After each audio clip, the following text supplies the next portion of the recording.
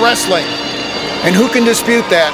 Every year, some of the finest teams from all over Ohio come here, teams from South, Southwest, Central District, teams from Division 1, 2, and 3. Great competition, and more than that, some of the classic matchups in Ohio history have occurred here. Just 2 years ago, for example, we had Dustin Schlater and Brett Metcalf. And before that, who can forget Durnlin and Johnson, or Fekinen and Chandler? And this year is no exception. We have some great wrestling in the store for you.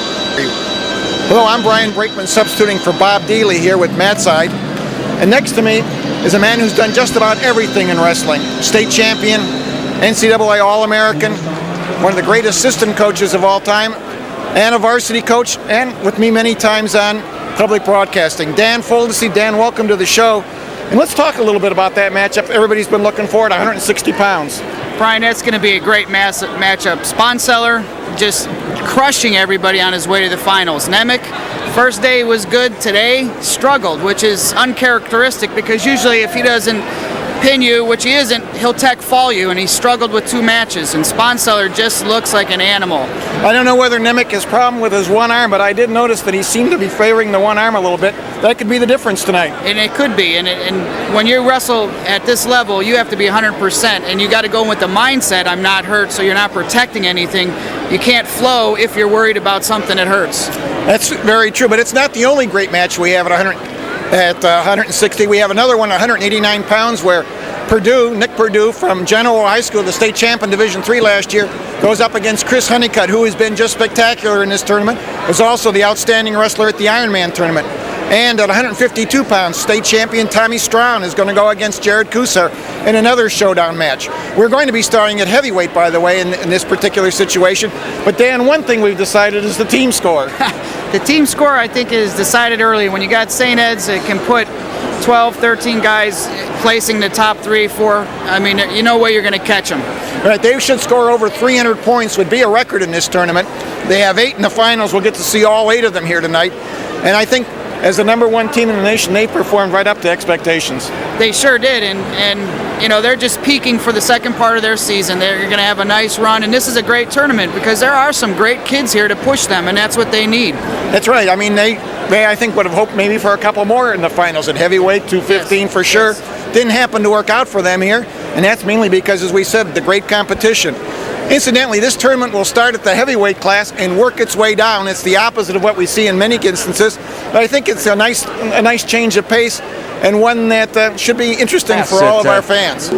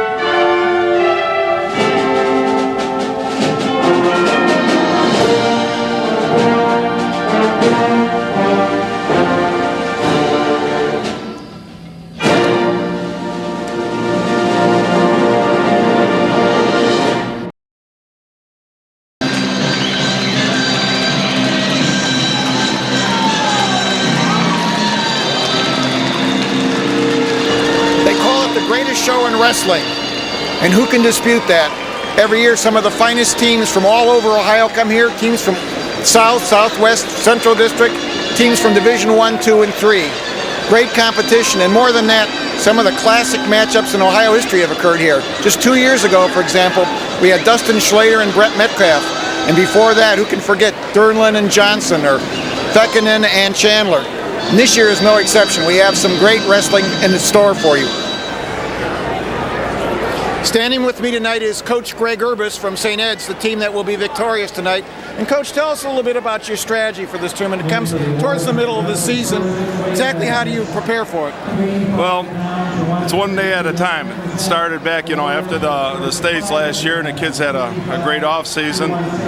Coach Heff did a great job. I coached football in the fall. Coach Heffernan did a great job with preseason conditioning. And then we had the new rules with weight certification. I was pretty nervous about that, but it turned out to be a blessing in disguise. The kids got their weights down way early by November 14th. And just working on basics. Coach does a great job. Now, do you see things here tonight that you're going to want to change or to think about? Always. We always take notes. We always take film on our athletes, and there's things that we have to clean up. There's no doubt about it. The sport is so complex, really. You can get all different styles out there, and kids will have to work on other aspects of their wrestling.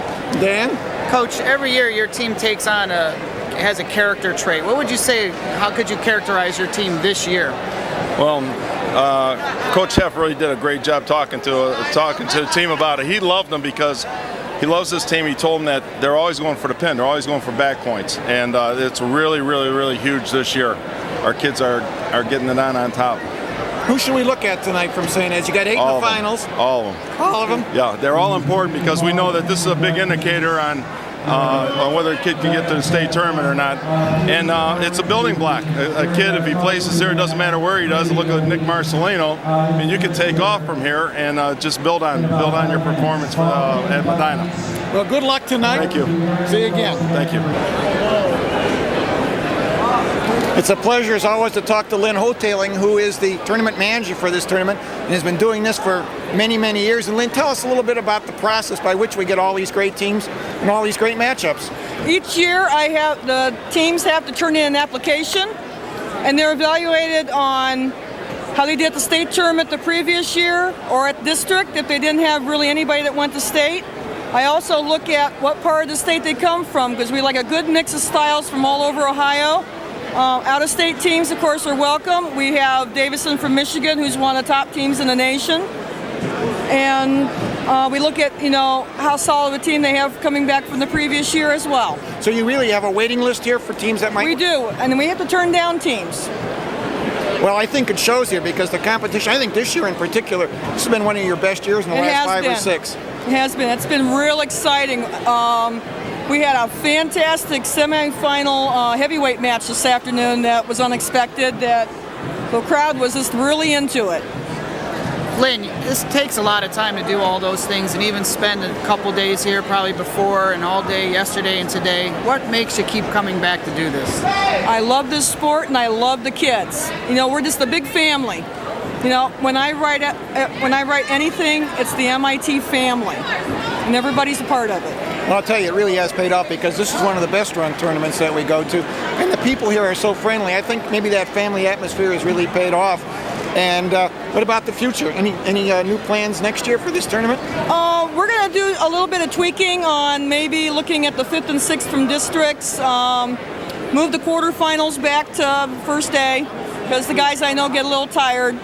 And we're looking at the seat. It'll probably be around 40 teams again because that's a good number for the size of our gym.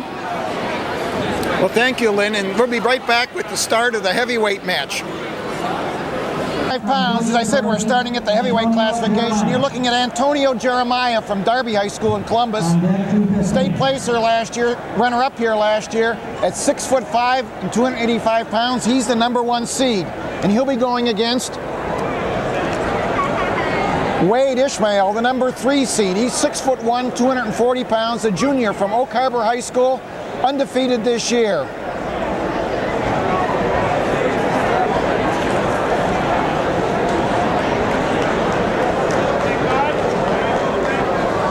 Dan, the heavyweights aren't used to breaking up starting out the match each time. They're usually last at the end here. It's going to be a real change of pace for them. Yeah, there's probably going to be a heck of a lot more nervous. Usually they know that they're the last people to go. It takes 3 hours to get through a whole night of wrestling, and they're usually still eating at this time, I hate to say. Well, it looks like Mr. Jeremiah has had his share of meals. Yeah. A gigantic heavyweight under the rules that allow for a weight class to be no more than 285. He looks like he's very nimble on his feet, too, just in his warm-ups. This is going to be a great match.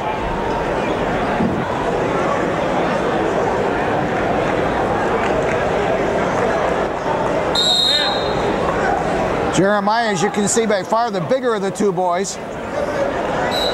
It's going to be interesting, the tactics with him being that tall, if he can get in on a shot, but it looks like they're going to work all the upper bodies. Ishmael's in there, he's got a nice body lock. Oh, this is what you're looking for. Oh, he picked him up. Oh, my. Oh, he let him go. He let him go. He had him. Ishmael has had 4 falls, a total of 2 minutes and 4 seconds.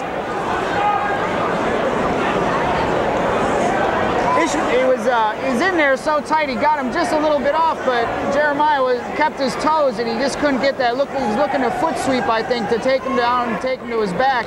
Still working the upper body. I don't think this is going to go 6 minutes. I don't think so either. Okay. They're already slowing down. They're a little nervous after that first clench. Minute to go here. It's still scoreless. Jeremiah, state placer in Division I for Hilliard Darby, and Columbus is just loaded with great heavyweights in Division I.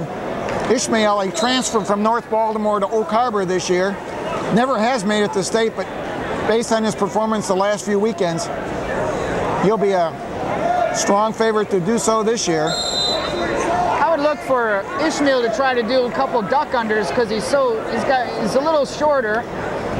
When Jeremiah reaches, he can hit a nice little duck under, finish when he gets behind this time. Half a minute now. They're really kind of feeling each other out now. I think they're both got a little nervous because they weren't very comfortable in that first little clench that they had there when they were going bear hug to bear hug. 10 seconds to go here. And they're out of bounds with 1 second to go.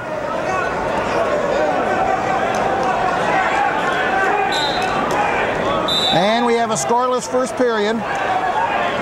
Jeremiah, as you might guess, a very fine football player, a defensive tackle, signed with Michigan State.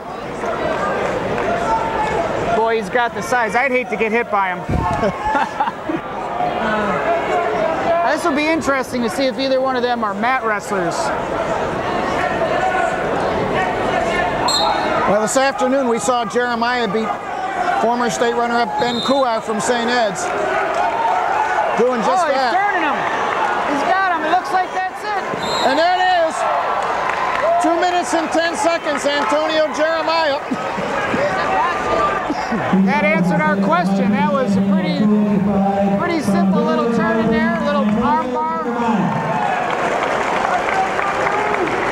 I'm surprised if Ishmael was not ready on the bottom that they even took bottom. He should have stayed in the neutral position, but he learned something there maybe in that match.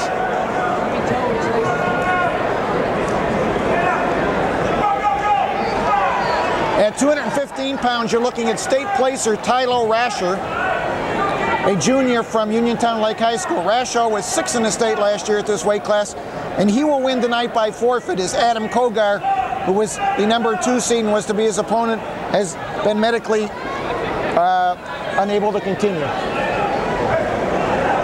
And so he becomes the champion here at this weight class.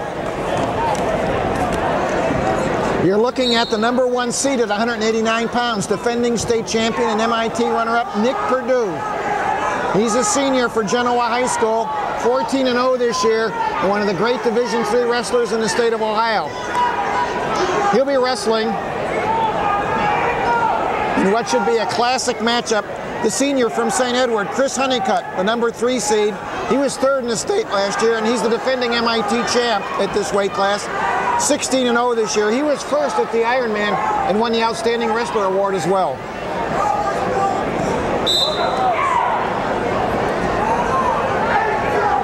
Justin Silva. Here's calling from Dakota East, Dan Canfield. We talked about this being a highlight match at 189, Dan. I think we're going to see a lot of movement, a lot of action, a lot of energy here. I think you're right. Both these guys look like high energy. Never stop moving. A lot of good attempts and takedowns. What you want to see? You don't want to see guys go out and just tie up and slow the match down. You want points scored for the fans.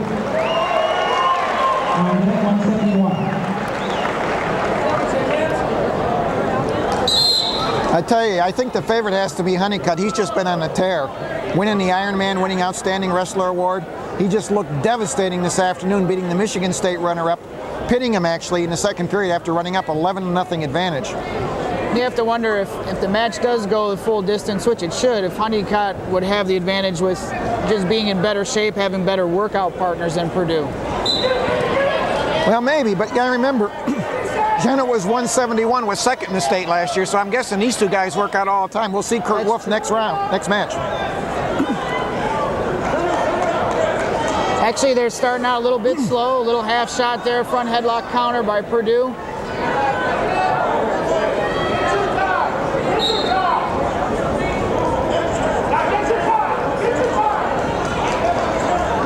Perdue looks like he likes to work from the underhook position. Some half counters there to some shots, still feeling each other out, looking for that opening. They met at the Ironman with Perdue losing 7-2 to Honeycutt, and it's the closest match Honeycutt's had this year. Honeycutt 3rd last year, lost to Eric Robertson from Maple Heights in overtime in the semifinals in one of the great bouts in the state tournament. And he decided to graduate early to start football at Illinois and not wrestling this year. That's what I heard. I think Jamie Milkich keeps hoping that that'll change, but I don't think it will. Honeycutt keeps dropping in. He's got a single. He's scooting behind here. Perdue's got a nice whizzer. He's tough to take down. He's a good athlete. Oh, nice drive across there. Switch to a double. And that makes it 2-0 Honeycutt. 20 seconds to go in the first period. That was a lot of power there by Honeycutt on that.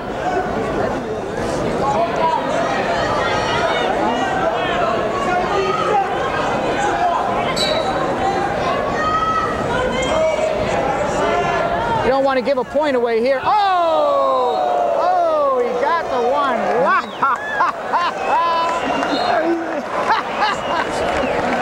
He took out the cameraman over there. He got it right in the head.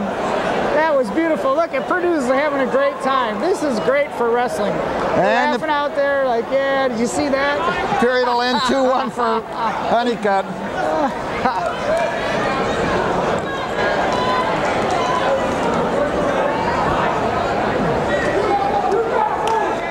He's taken down. Maybe we'll see a repeat here. I might see Honeycutt kick him out after that last little skirmish there.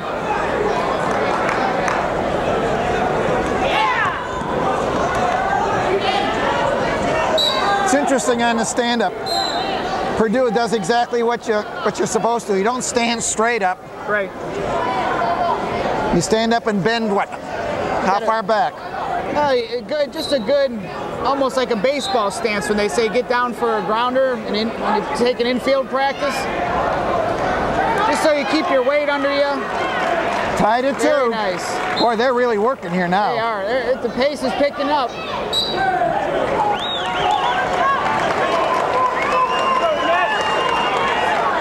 Perdue not backing away at all. Honeycutt is really working the head. There's that duck under. High crotch. Nice dump. Nice dump Looks right like there. He has too. And he's looking for back points. Oh my. No points. The Ed's people are crabbing. They thought there was 2 there. I think that's a good call. I think that was very good. 4-2 now for Honeycutt. It's interesting, Honeycutt came up in the Ed's program more or less in the kiddie program in the 7th, 8th grade at the camps that Ed's has and all that. Then his father got transferred to Massachusetts. He wrestled there as a 10th grader. He was 53-0 and a state champion. Came back to Ohio, was 3rd last year. This year again undefeated, and I'll tell you, he's got to be the favorite at 189 in Division I. He looks tough. He's throwing a boot in here. This is good. This will tire out Purdue a little while. Could be a great recruit for Edinburgh University.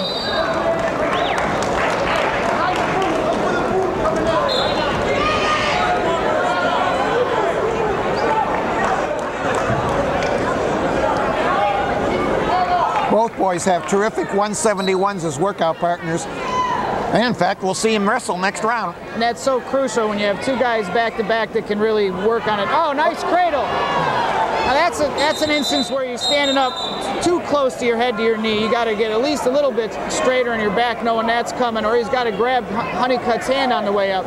20 seconds. You don't see big guys riding the legs much, too. This is probably something that Purdue doesn't see, which is hard to defend against. Well, Purdue didn't have a close match at the state tournament in Division III last year at 171. He'll beat some bigger boys this year at 189, but he's still got to be the favorite in that class as well. Oh, and their period will end 4-2, Honeycutt.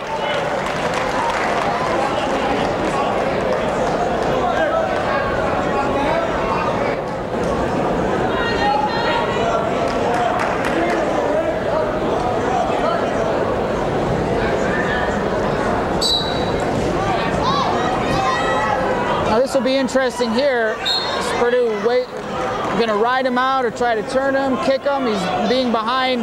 Honeycutt can just kind of take chances like this. Take his time to get out. He doesn't have to rush. Just keep himself out of danger. Look at the power Purdue has. Just keep soaking that leg in. But the clock is not his ally here. Right.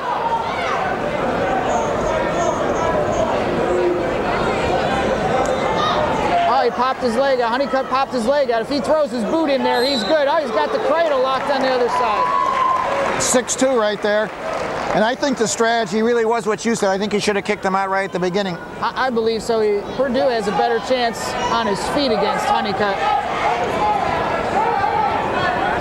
Looks like they're slowing down just a bit here. They've been keeping a tremendous pace. Well, this is their 5th bout in about 36 hours, so. Yeah. Honeycutt's got a nice cradle.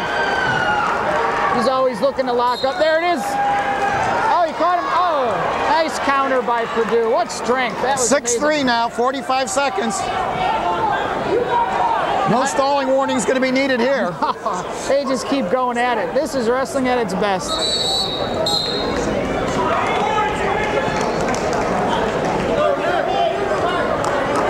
Notice there, Honeycutt being helped up to his feet by Purdue there. You don't see that often either in the middle of a tough match. No, just great respect for each other. Purdue's just one of those kids always smiling, seem to be friends with everybody on any team, so. I think you have to have a good personality if you're a golfer like Purdue is.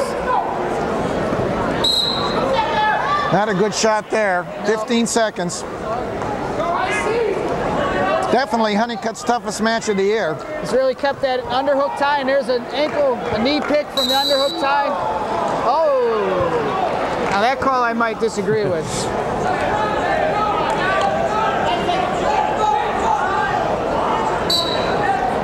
And we wind down here with Chris Honeycutt winning his 2nd consecutive M.I.T. championship here at 189 pounds. A freewheeling 6-3 victory over Nick Purdue from Genoa High School. From St. Edward, Chris Honeycutt. From High Heart Christian Academy. At 171 pounds, you're looking at state runner-up Kurt Wolf from Genoa High School, the number 3 seed, a senior, 11-2 this year. And he'll be up against the number 1 seed from St. Edward High School, Brian Roddy. two-time placer and state runner-up himself last year. He's a junior and 12-1 this year. Both state runner-ups. Nice shot by Roddy in deep. And for two. Looks like Roddy has a similar attack as Honeycutt has.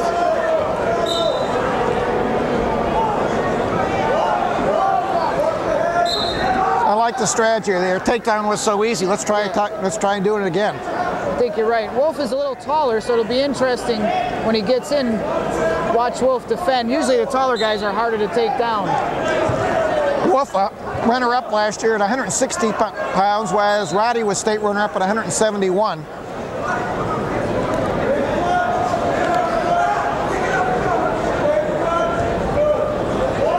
A 4-year letter winner, Mr. Wolf for Genoa's team. Said one of his favorite things is to eat ice cream. It's amazing how many times you see eating or some form of eating one of the favorites. What wrestlers don't like to eat. It's a pastime. Oh, there's a nice single. Drop in there, drive across double. Good finish. And that makes it 4-1. Looks like on the feet, if Roddy shoots from just without tying up, that should be his game plan. Closer you get to Wolf, he ties you up with his hands and slows you down.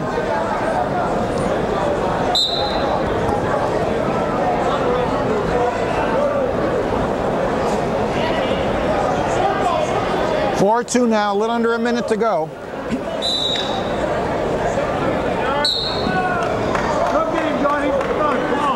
Roddy, a tremendous student. Seems like everybody on the St. Ed's team is. Well, Coach Urbis demands academics from the boys. And another takedown makes it 6-2. Working on top here with the spiral a little bit. Roddy looks real good. Real good.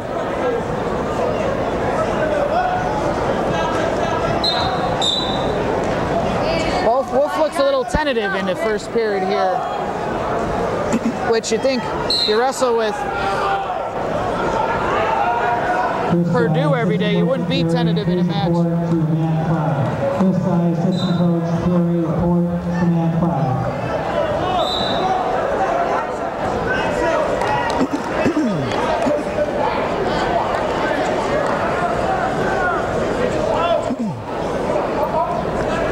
Roddy had a tremendous postseason last year, just ran through sectional district in the first 3 rounds of state. But caught Dustin Kilgore on a very good day. Lost the state finals 11-6. He and Kilgore are both back. Should be an interesting rematch. I think that's what we might expect. Kilgore is just a horse. They come out of the same district this year. That might be an advantage for Roddy to wrestle him a few more times to figure out what works and what doesn't work. Right, Roddy's so good on his feet, yet Kilgore took him down 3-4 times in that match. Second period action, Roddy with the escape, and he looks very, very strong here, very workmanlike. Looks very confident. Everything he's doing was working. Underhooks, nice little knee tap there, another takedown.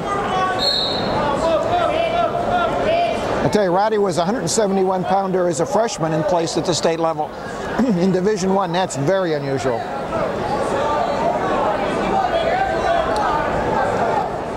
Yeah, usually probably the last big guy like that was Mike Deanna, that high to place as actually almost win it as a freshman.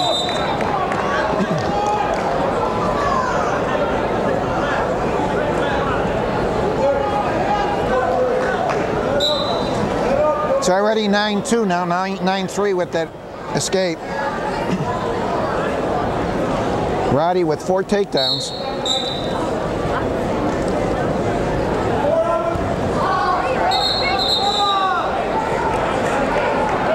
Wolf's got to get a little more into the action here.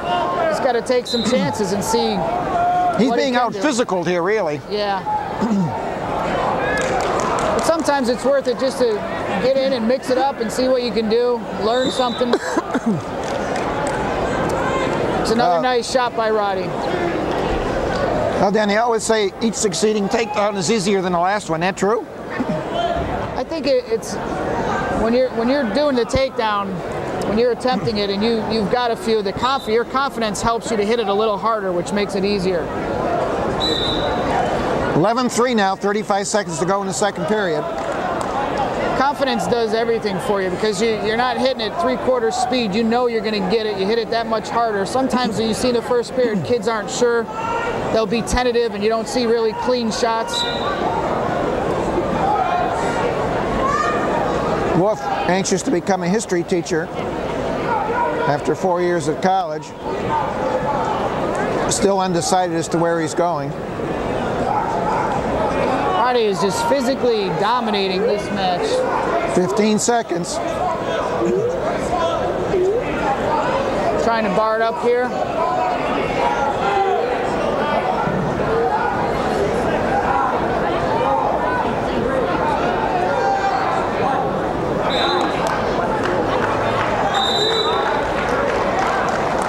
Well, Roddy's had 3 first period falls and a technical fall, 19-4, so this domination may not be totally unexpected as we go into the third period, 11-3.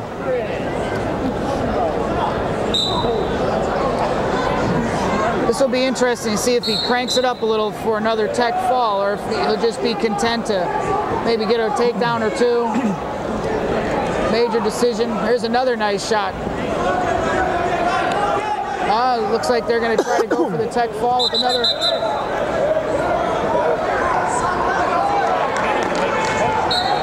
13-5 right now. This will show Wolf's character. Can he hold him off, or is he?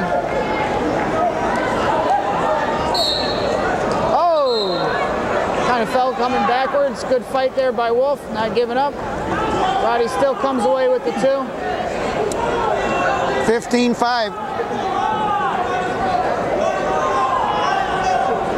Coach Heffernan's exhorting him to keep the attack going. I hear go, go, go. Minute and 10 now at 15-6.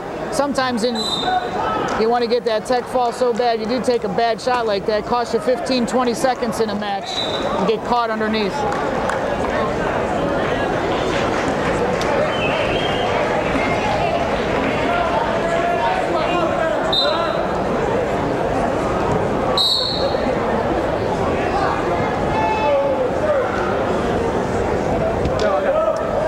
Has got to at least get in there and try a shot. Right, he's quit taking shots here. There's another nice shot by Roddy.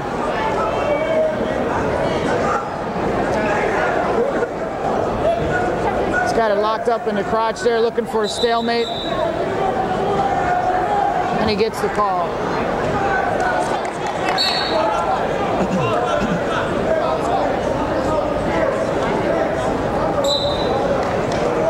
I'm impressed. Roddy just keeps after it, keeps attacking, keeps attacking.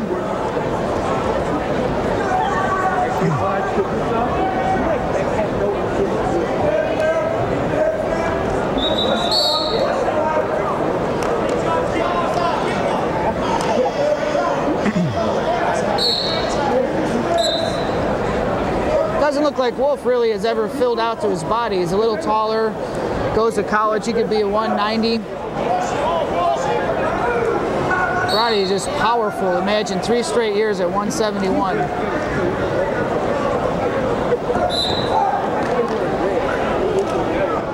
Those camera people are taking a beating. On the far side, thank goodness we're over here. That's the second cameraman to get taken out. And that'll be it. There's your champion. St. Edward's High, second consecutive champion here at 171. Now Brian Roddy with a convincing 15-6 major decision over state runner-up Kurt Wolf. And there's your winner.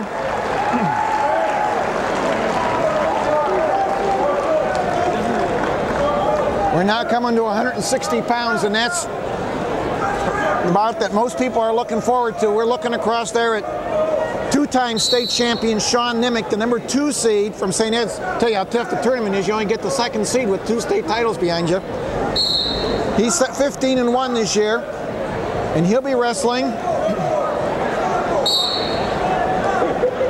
another 2-time state champion, Colt Sponseller, the defending champion, in fact, at this tournament. He's 18-0 this year. And in the last 3 years, he's 96-2.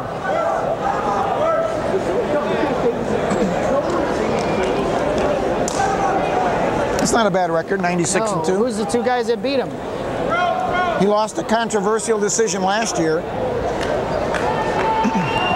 to Weisenstein from Ashland. And the year before, he lost up a weight to, I forget who. He looks like the bigger wrestler right now. Nemec, he wanted to be a 52, and somehow he was hurt, and they didn't get him certified right, despite what Craig says. Ironically, both sides with Ohio. Right.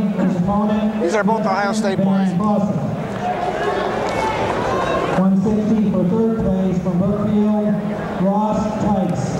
His adversary from Ashland Perry, Matt Coleman.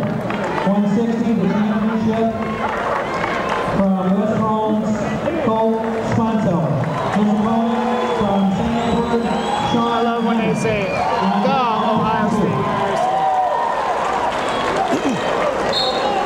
We have, I think, half of Millersburg here. I think you're right. The West Holmes fans are everywhere. This is what packs the crowds.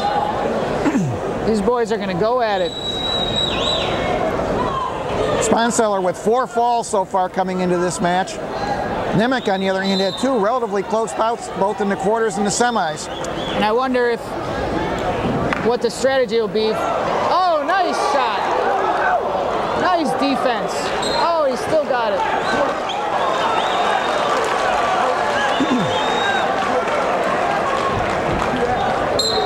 Thought maybe the first period they'd be a little tentative, feel each other out, but Nemec came right at it. Sponseller responded with great technique, counter that double leg. They wrestled in the finals here 2 years ago, with Nemec winning 3-1. In fact, that is the other loss. Sponseller's in tight. Nemec's tough on there. That whizzer. Wow. You can't get better than that. Last year, of course, the favorite in the Division II 152-pound class was Josh Roller. In my report, I had picked Sponseller, and I don't think I ever got as many negative comments as I did for that particular choice. But as it worked out, Sponseller pretty much dominated the finals and won the championship, his second. Did you write all those people back that criticized you? Yeah, no. If I did all that, I'd be writing letters till May. I tell you, on those 2 shots that both those boys had that were in that deep, that's wrestling, that's technique you can't teach when they fight out and someone's in that deep. 43 seconds to go in a scoreless, but very active first period. Yes, I mean, and that's what separates the good wrestlers from the great wrestlers. Great wrestlers never give up a point. They never feel like they're out of position. They never lose their composure in each situation they're in.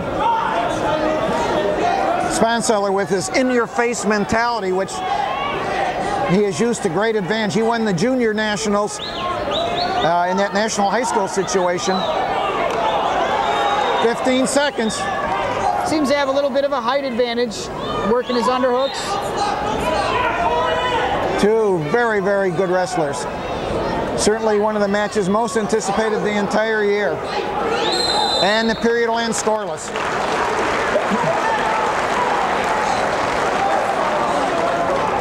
From the fans' applause, you knew they'd like that first period. A lot of action there.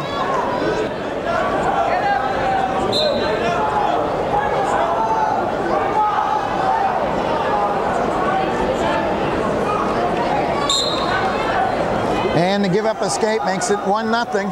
There's a nice shot by Nemec. He's got a bear hug lock. Sponseller gets that underhook in there, fighting inside.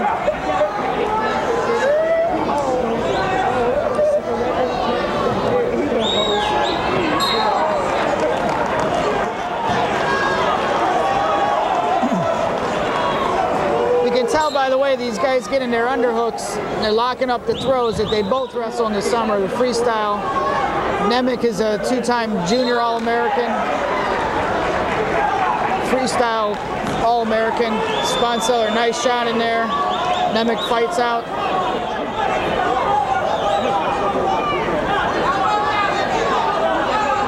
It was low scoring last time. I think it will be this time too. As you said, these boys just don't give up points real easy. I think you're right, and it's not a lack of them trying either. They're both attacking. There's a nice shot by Nemec. Gets to his feet quickly. Sponseller's composure. Oh! They gave him two, and Sponseller jumps back through.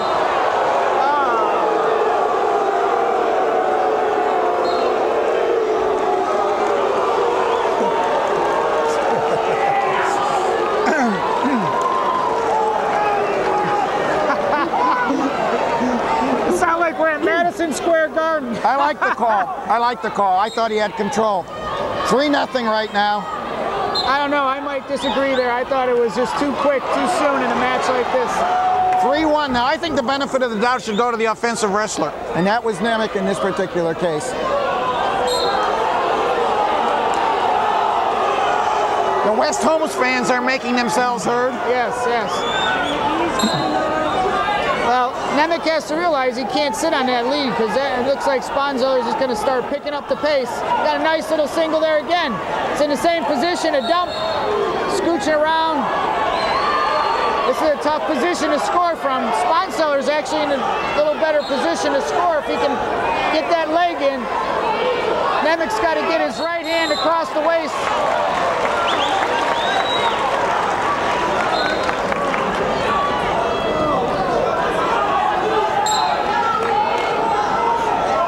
So far, Nemec's had all the good shots. Yes, Sponseller's just got one. Oh, he gave him two right away. That ties it at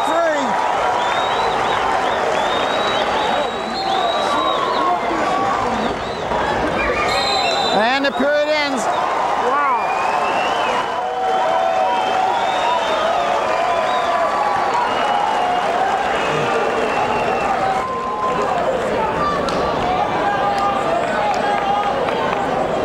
That was a great period too.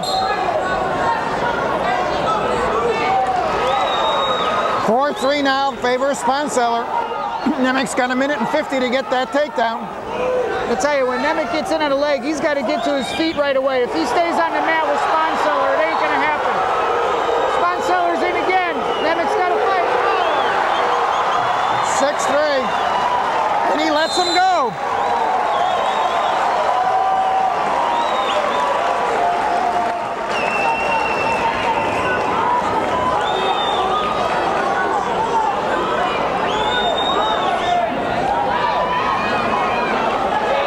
Why'd they make him change sides now? They've been lining up that way the whole I don't time. know. It might have been wrong, but it was. I think that's good strategy by Sponseller. Even if he gets taken down, I don't think Nemec's going to ride him. He's in again. Another takedown. 8-5. 3 takedowns now. Wow. Tremendous period here. Sponseller seems to be getting a little more confidence because his shots are in tight, low, and he's finishing hard. Nemec's got to go back to the attack. He's not out of it.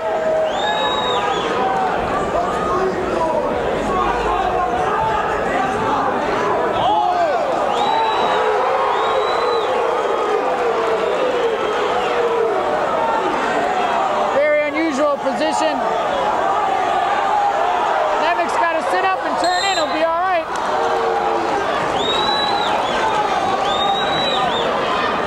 The West Holmes people are going crazy across the way there.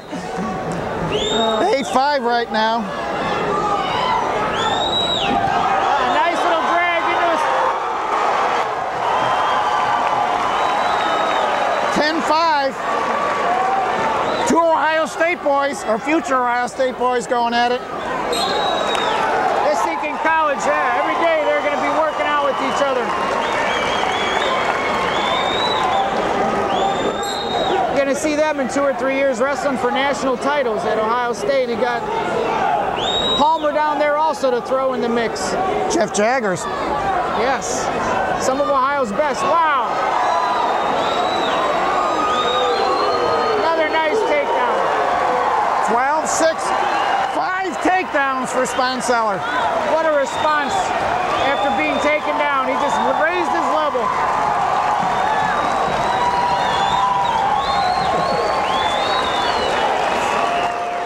West Holmes fans are already standing in appreciation. And that'll be it. What a great match. Standing ovation from the crowd.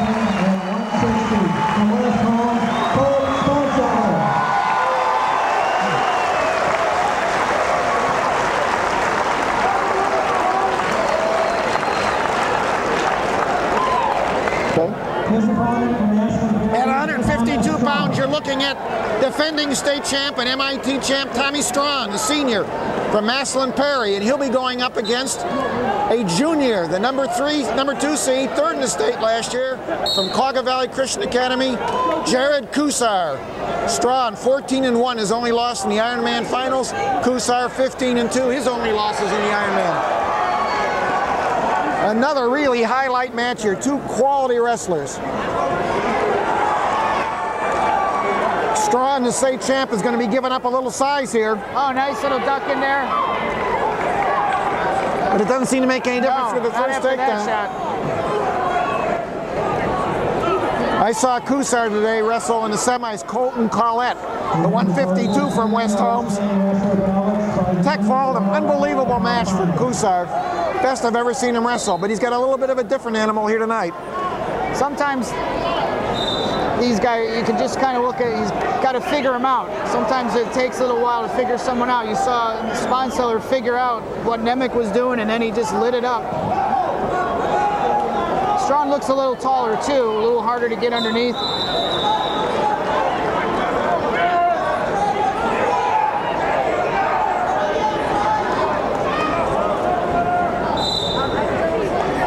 I always heard it said the guy who wins the ties wins the match. That true? Yes, very true. You got to, whoever controls that inside tie. There's a nice level change in. Wow, Strawn is hard to score on. Lankiness. He could be a 45. His alpha weight is there. Yeah. But I think, frankly, he might be better off at 52. He can eat healthy, he can lift. Yeah, and that's so important. He doesn't have Kevin Hardy, Danny Gonser to worry about either. Not that I think he worries about either of them particularly. Right. He doesn't look like the worrying type to me. Not at all. You take that aspect of always worrying about your weight in wrestling, and that's such a good mental thing not to. Yeah, that divides your concentration, no question. You're more worried about what do I weigh, what can I eat, what can't I eat. He's controlling that 2-on-1.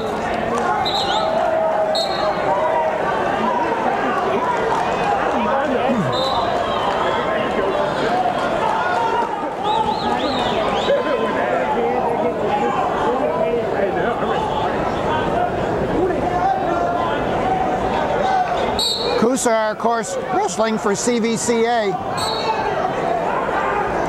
A transfer this year from Revere High School where he wrestled the last 2 years. CVCA has only been a program in existence for 10 years, and they seem to keep putting out wrestlers. Well, Harry Lester didn't hurt. No, had to start your program with him. 3-1 now, Strawn. This is a big takedown right here. Yeah.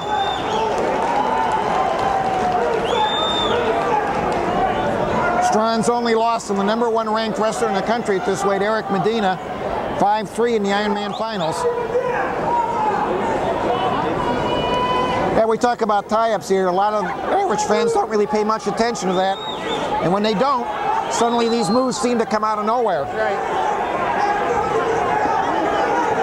Kusar's rushing his shot. He's just kind of diving in there, and you just can't do that on Strawn. He's just too lanky.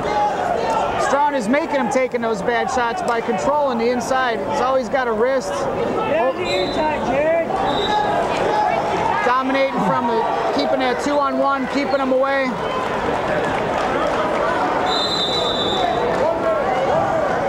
Kusar's got to go more on Strawn's head to get him out of his stance. Oh, there's a nice little chuck there. 50 seconds.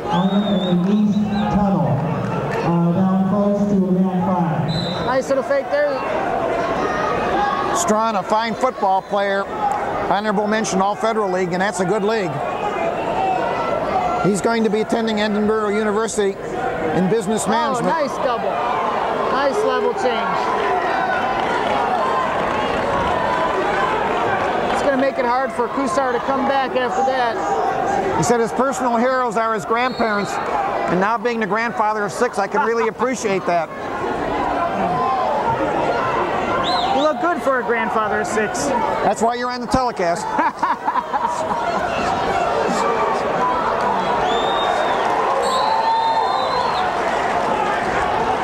Kusar desperately trying to get at least one here before the period ends. If he gets one here, he's back in the match. Well, that's good for him. That's excellent. Makes it 5-2. That's a tactical mistake. You do not want to give up a point with less than 30 seconds when you're on top.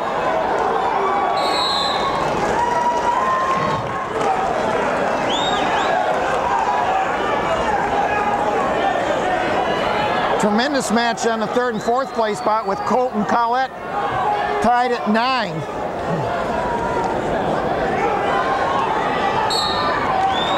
Kusar's got to get out of here quick. He doesn't want to spend a lot of time down there. Give himself some time to really set up a good shot. And I'm sure Strawn knows that. Kicks him out. I thought he'd spend more time on top to wear him down. Oh, I'm sorry. It's 5-3 right now. Kusar's got to get some level change and a little more motion. He's a little flat-footed.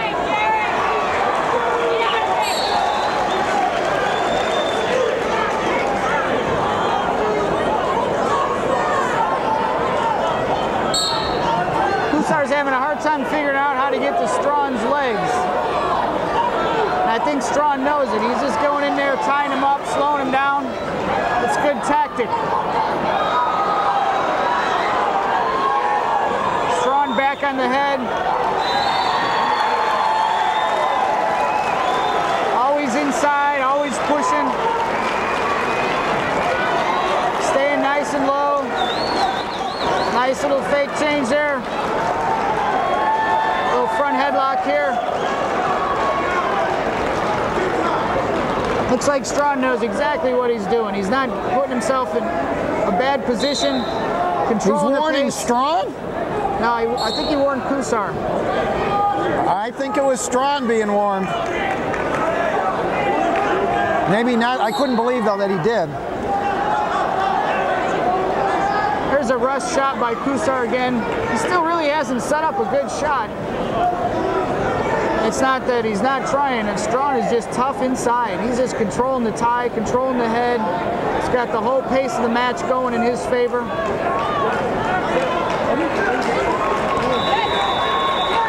There's that good defense. Strawn is just hard to score on.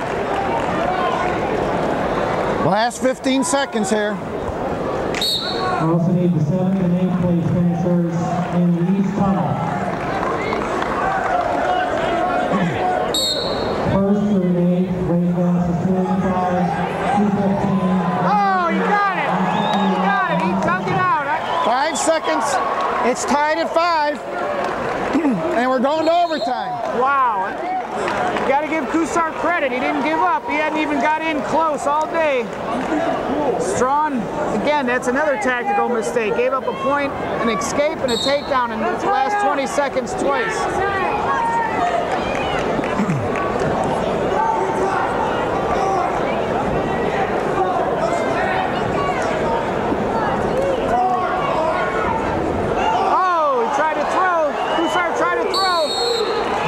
The takedown to win it.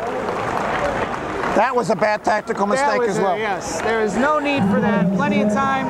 No reason to rush that. And there's your winner, 2-time M.I.T. champ, Tommy Strawn from Maslin Perry High School.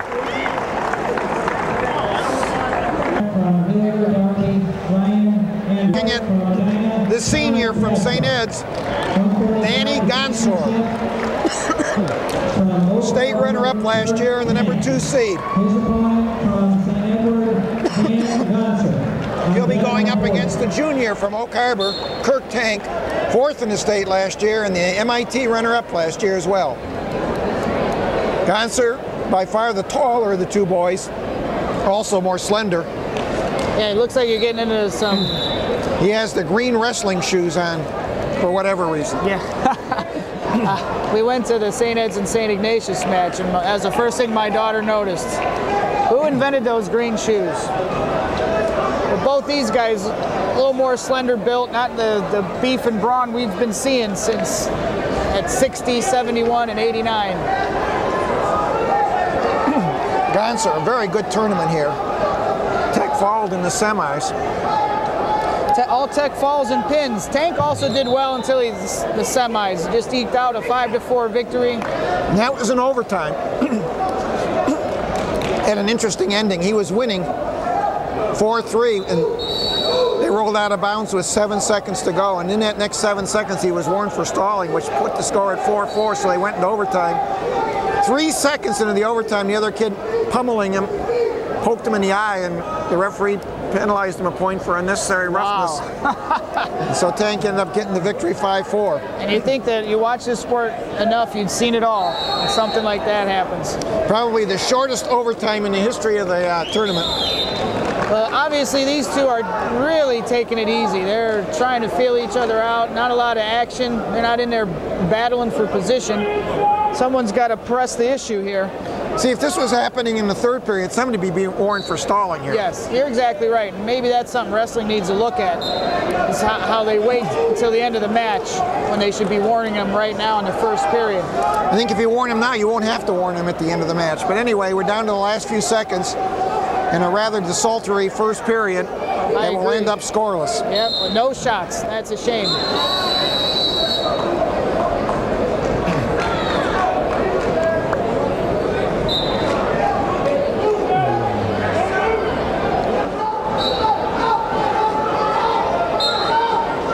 Gonser have been very good with the legs here in this tournament. Yes. Not only has he been able to ride, but he's been able to turn. He looks he kind of got the feeling as soon as he pulled him back in that crab, he's kind of waiting for this position maybe to open him up a little bit, score some points on bottom, and then take chances on the feet. Tank from Oak Harbor came up with 2 other tremendous freshmen 2 years ago. He and Witt and Magrum all came up at the same time. 3 tremendous freshmen, now 3 tremendous juniors. Of the 3, Magrum has done the best. He was state champ last year at 171, not wrestling here because of injury. That would have made a real weight class with he and Roddy. 171. Roddy certainly would have liked another chance at him, as Magrum beat him 12-5 at the Ironman. That was interesting. It's a nice deep power half. Tank screamed a little and they broke it. To catch the scream.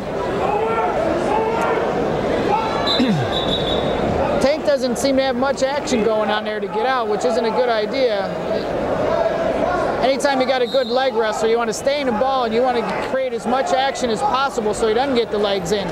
So once he elongates you like this, you're in trouble. Gonser is just working him hard. 45 seconds. The thing Gonser doesn't want to happen, though, is to do all this work and come away with no points. Well, you'd hope that he would at least tire him out a bit. Yeah, Gonser's got to throw his right leg in with that half. He's got to be careful. This defensive pin is kind of loose with his legs. The ref's looking for it. He's got to kick out. Oh, there he did. He came out of that nice. 20 seconds. Tank could really be warned here, I believe. I think so. He hasn't pushed up once, and his head has been on the mat the whole time. Coach Heffernan is yelling at him, and they're still just letting it go, which is a shame. And the period ends, and it's still scoreless. We have a little controversy here.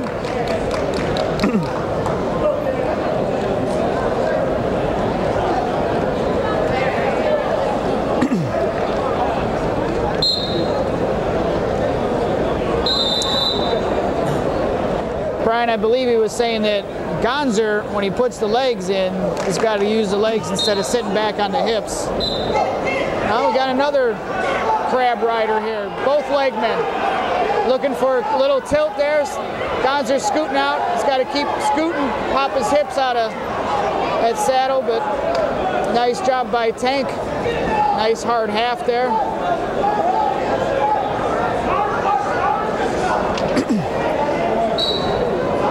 Gonser, an honor roll student, 3.4. Has two interesting hobbies, weightlifting and boating. Probably, I hope at least, not doing the latter while he's in the former. Boating, that's cool. Gonser, of course, going to University of Virginia along with Sean Harris, so we'll see at the next weight class for Eds. What a great place to go.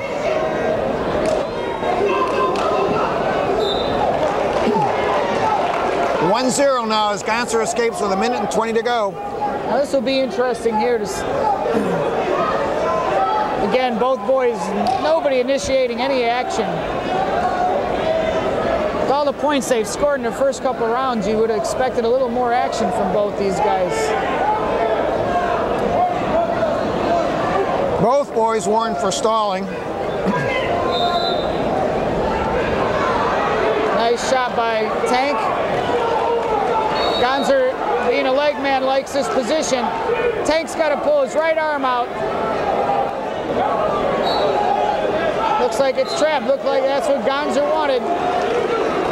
And that makes it 3-0.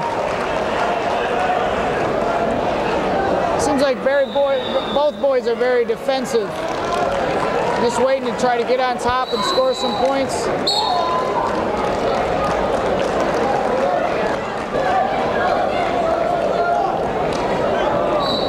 Penalty point for Tank. Illegal, I think illegal headlock, I guess, full Nelson. Tank's just reaching up for Gonser's head, trying to catch him, just like that.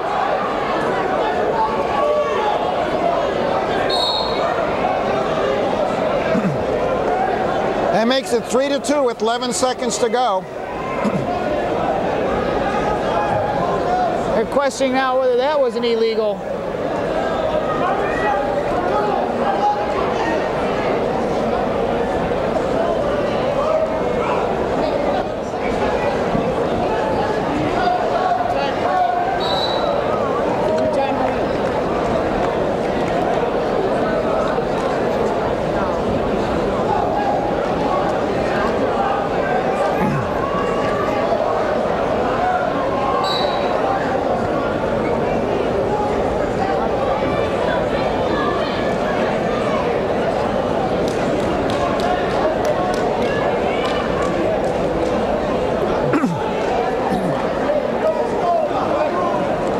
11 seconds here. Tank has to be careful he doesn't take a bad shot. They both have stalling calls, so... Oh, he called him. Tied it up. That's a garbage call. Yeah, that was fan influenced.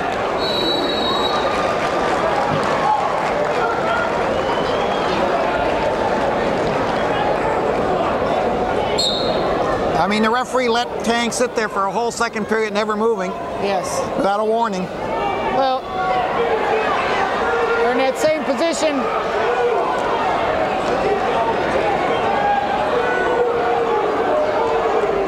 Gonser's trying to climb him up. He's got to keep that right arm blocked. Tank's in really good position. He's got him on his butt. There it is. It looks like it.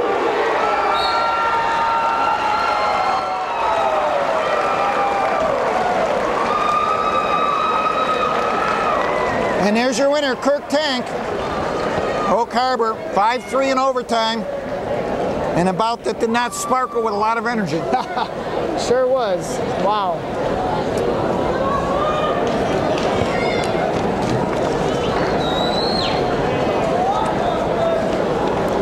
Okay, we're now at 140 pounds, and you're looking at Nick Heflin, the sophomore from Maslin Perry, the number 5 seed. State qualifier last year. He's 10-2 right now.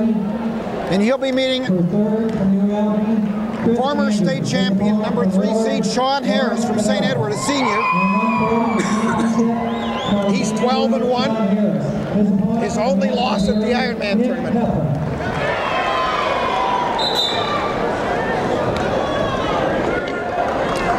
Nice shot by Harris. Nice low single. One of his trademarks, always been good at that. But Heflin looks like he's comfortable in there.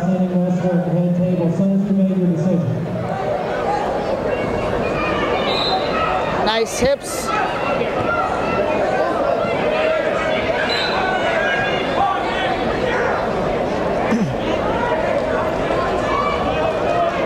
coming back.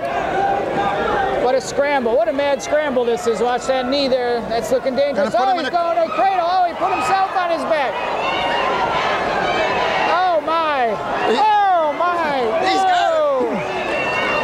How did he come out of that?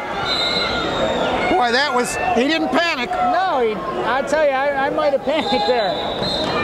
He's obviously done it before. I've never seen it done.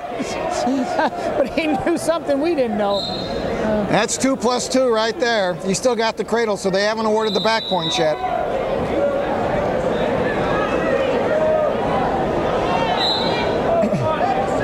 Harris headed to the University of Virginia.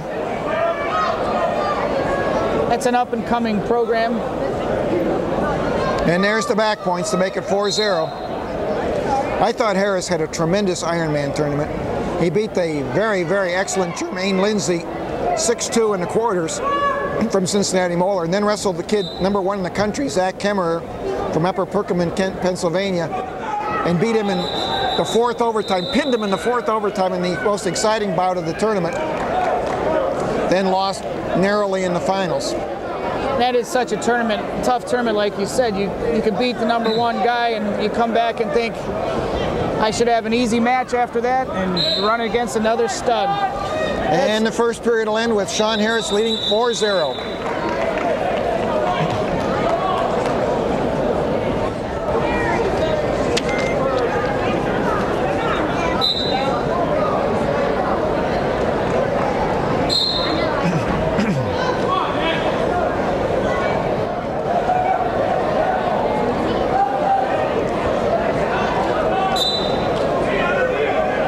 Heflin in the top position here. You know, Harris has had an interesting career. He won a state championship early, and I don't know if the pressure to win other ones has kept him be a conservative, more conservative, or... Well, he won as a 103-pounder his first year as a freshman. As a sophomore, he was in the state finals and wrestled a bad strategic match there, which everybody's talked about, going down on Kevin Hardy for the 3rd period. Lost by a point there. Then he grew. He went from 112 to 135, finished 5th in the state last year. And this year now back at 140, perhaps a little more comfortable with the being a little supersized now. That's a tough jump. From very few wrestlers make that big of a jump successfully. But then when you look at it, 1st, 2nd, and 5th isn't a bad career. He's still got a year to add to that. 1 minute to go with Heflin dominating in the top position. Heflin looks like a guy that wants to be on top. Got the legs going there. Harris with a 3.75 GPA. That gets you into Virginia if you're a state champ. Yeah.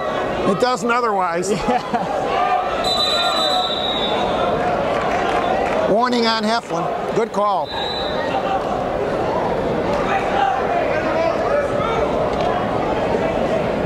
Game Day Sportswear, if you'd like to buy something, this is the final call. That's out in the main concourse. Game Day Sportswear, if you'd like to buy something, please do within the next 5 minutes. Sean needs to get one here. He's got 35 seconds. And I like his position. I don't know if that's it. There it is. Nice sequence there. He's still down. He has not got out yet. He's got to square off. Got to pull his head out of there. 20 seconds. Heflin just hanging on, trying to protect that.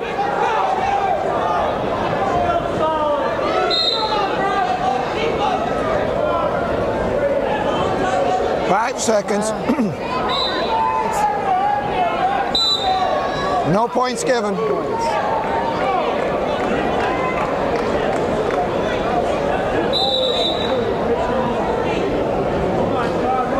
Interesting choice by Heflin. Let's both be up. Down 4, you might have thought he would have tried for the 1-point escape. Maybe he doesn't want to waste time. Yeah, being a good mat wrestler.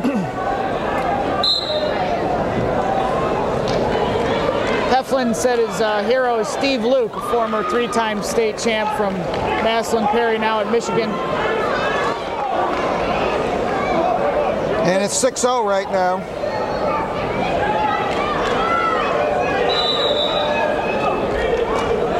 Harris looks real good. This looks very solid. I mean, absent that, whatever that was in the first period. Yeah.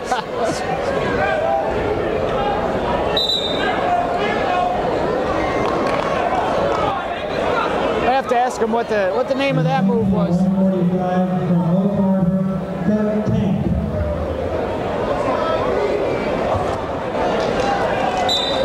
If I was Harris, I might even just kick him out here. He seems to be dominating him on his feet. Heflin seems to be a little bit of a roller. I hate to see him get back on top.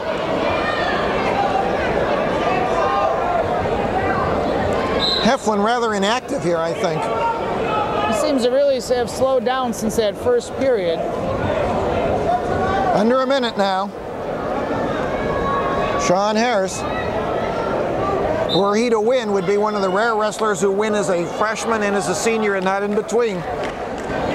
It's happened 2 or 3 times. Ricky Dubell comes to mind immediately.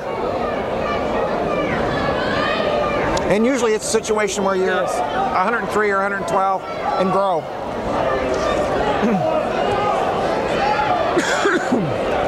Actually, that's the second warning on Heflin. That should be a point. And that's the hard part about wrestling. You can't control your growth. You got to grow, you got to grow.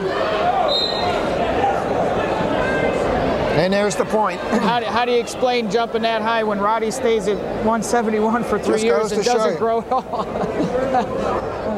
Very, very workmanlike performance by Harris. Nice little scramble there. 7-1 victory. Good positioning.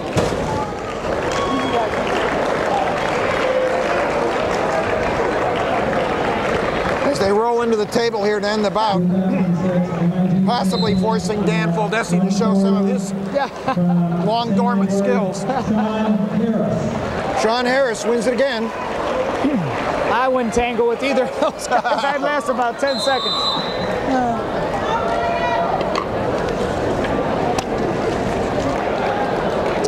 We're at 135 pounds, and you're looking at former state champion Richie Speisel from Brunswick, a junior.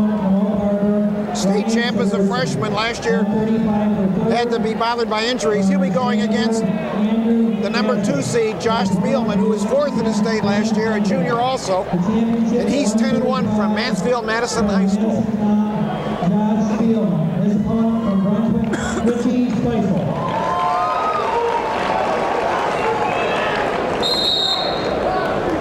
I saw Speisel this afternoon wrestle Ed sophomore Andy Gaspar at this weight in what was certainly the most exciting match of the tournament. 15-13, Speisel winning. Wow. He looked tremendous on his feet, took Gaspar down 6 times, but twice was caught. Once with that cement mixer that they use so much in Pennsylvania. Yes. And frankly, I believe pinned. But it was not called, and he escaped with the 15-13 win. But for 5.5 minutes of the bout, he looked terrific. That other 30 seconds almost got him beat. And I think that's his greatest attribute, is he's a goer. When you're going to wrestle Speisel, you know you're in for it for 6 minutes. As a freshman, his amazing run through the state tournament. Nice knee block there. And it's 2-0. Or I'll give Speisel credit, as last year when he got hurt so badly, he came back, wrestled courageously, made it through sectionals, made it through districts, and went to the state tournament before finally the injury caught up to him. But he wrestled very, very courageously. And like you say, I like a wrestler like he is, a goer and somebody who's looking for points all the time. That's amazing. And he's one that hasn't grown. He won a state title at 130. His freshman year. I tell you, you got to watch Spielman. He's a Greco wrestler. Done a lot of Greco-Roman, and you'll see him working for those upper body throws. Nice little fireman's there. And again, looking for back points. Speisel. I think there's a count there.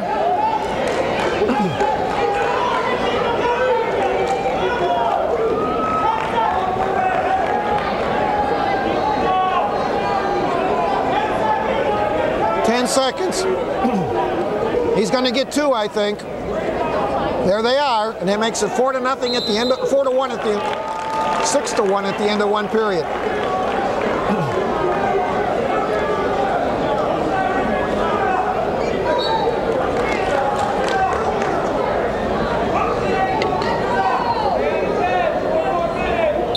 Speisel, a state junior high champ. And boy, what a great tournament that is. Oh, that's the greatest thing for the sport. It really gives kids opportunity to wrestle at a high level. Now, does your junior high team send people there? Yeah, afterwards they keep them training for a little while because it's I believe mid-March, so the kids gives them something to shoot for. 6-1 right now, Speisel with 1:30 to go in the second period. And what's nice about that is you get kids from the junior high programs and the kids who are in the wrestling clubs.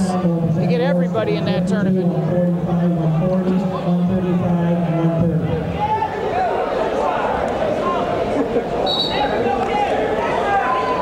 Speisel's definitely controlling the inside tie-ups. And another nice little fireman's.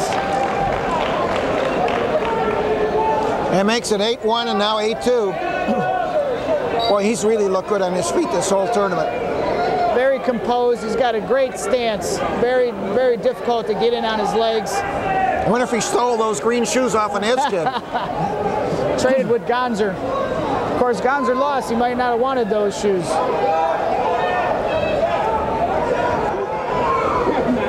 Spielman definitely frustrated because he wants to go upper body. Look at that. Nice fight. What flexibility. How you can score from there. Oh my gosh. And he does. Oh my gosh. 10-2. That's just pure athletic ability. I remember Spielman's dad. He was state runner-up. Now a reversal here. That makes it 10-4.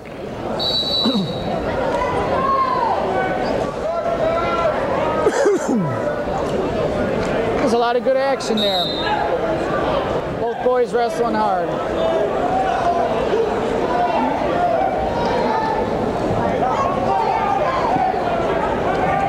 Oh, there it is.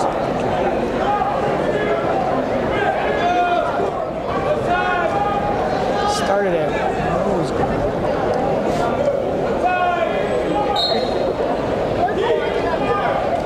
Spielman wants the top position and he must be looking for something on top.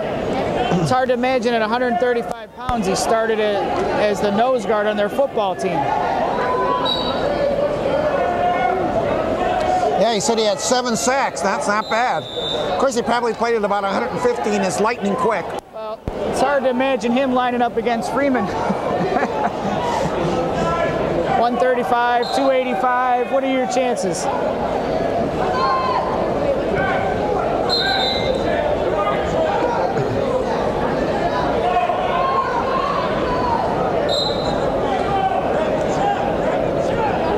Coaches turn your bells for the outstanding wrestler. The head scoring table. Since you made your decision, bells for the outstanding wrestler.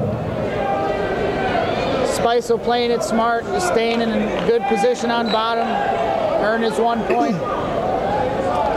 11-4, and you can tell Speisel enjoys being out here.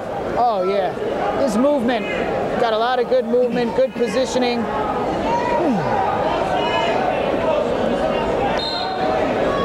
Also being a little shorter than Spielman gives him the advantage to duck in and get those takedowns. Spielman's working way too high on him. He's got to lower his level, or he's got to pull him down in the front headlock.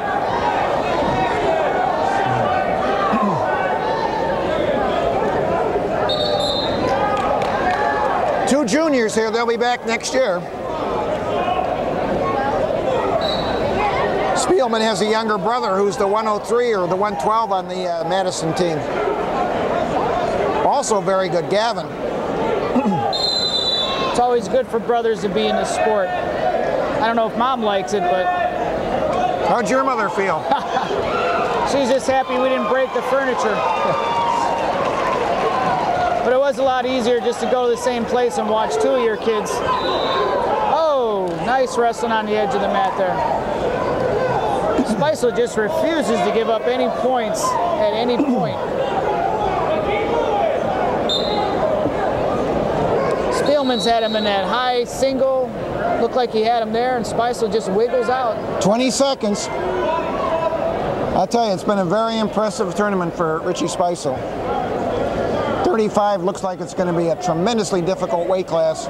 Tony Jamison is supposed to be there. It's two-time state champ. Mike Leibarger, state runner-up, might be there. Marcel Clopton, another state runner-up, might be there. But we'll have to contend with Richie Spicer. And that won't be easy. Very impressive. M.I.T. champion at 135 from Brunswick, Richie Spicer.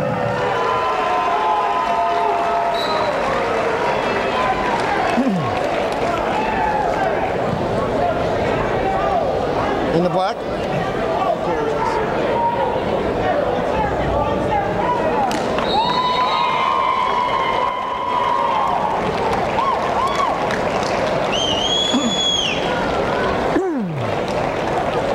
Which one? You're looking at Josh Shell, the number 5 seed from Greenon High School in the Dayton area. He was an Illinois state qualifier last year in Moline, Illinois. Move into Greenon's territory. Comes in with a 20-0 record. And he's up against the first of 2 Cloverleaf finalists, Kurt Wentig, the number 6 seed, a senior for Coach Neil Nutter. He's a 2-time district qualifier. From St. Edward, Anthony Salupo. 130, the championship from Greenon, Josh Snell. His opponent from Cloverleaf, Kurt Wenting.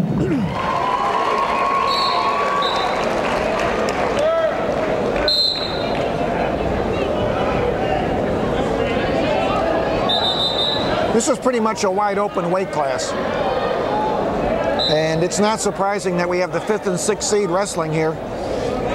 Because if we talk about parity in the NFL, we had parity at this weight class. I was wondering how that. When's the last time you were at a tournament the 5th and 6th seed made it to the finals? Nice takedown there.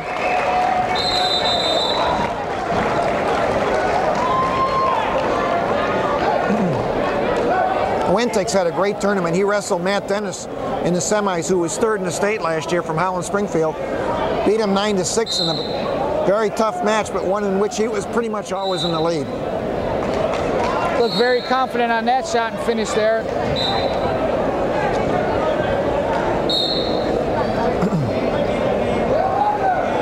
Greenon High School is actually, believe it or not, in Enon, Ohio. Where would that be? That's near Dayton.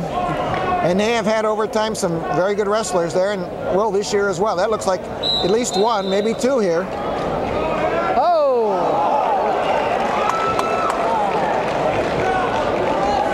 I stand corrected, it may be 0. Yeah. That was a phenomenal little foot sweep to get out of that, the danger of giving up that 2-point reversal. And there's the stalemate.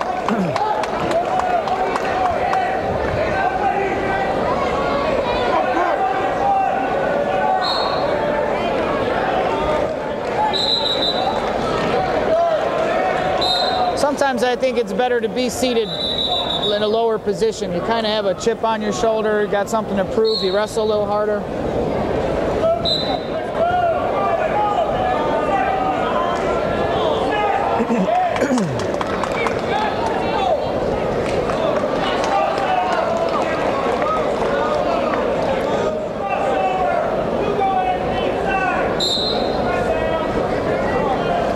Both wrestlers look very relaxed, not even nervous again for being 5th and 6th seed. Similar builds, long and lanky, very strong. I'll tell you, it's interesting. I had seen some scores from the Dayton area with this Shell doing very, very well, as he's 20-0. Never heard of him, looked him up, wasn't there last year. You're kind of puzzled, where did he come from? Then you find out it's Moline, Illinois. Illinois state qualifier.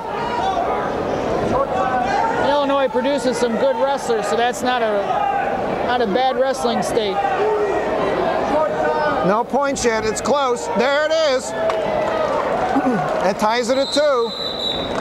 And that's the way the first period, 3-2, I'm sorry, that's the way the first period will end. There was a penalty point in there that was not registered on the scoreboard.